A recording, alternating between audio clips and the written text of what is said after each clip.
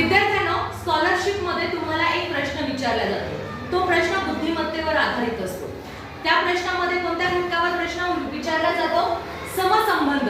या समसंबंधामधील शब्द संग्रह या घटकावरती तुम्हाला प्रश्न विचारला जातो.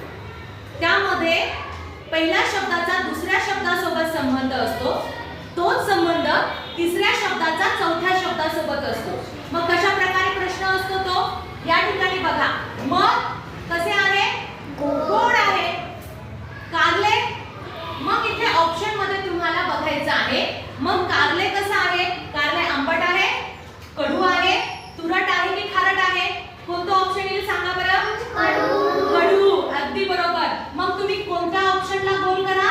2 नंबरच्या ऑप्शनला. बरोबर? Very good. त्याच्यानंतर पुढचा प्रश्न बघा. फूल कमळ. कमळ हे आपलं राष्ट्रीय फूल आहे. मग वृक्ष कोणता राष्ट्रीय वृक्ष आहे? चिंच, वड, गुलमोहर की पिंपळ? कोणतं ऑप्शन बरोबर येईल? बघा इथे वड. आपला राष्ट्रीय वृक्ष कोणता आहे? वड.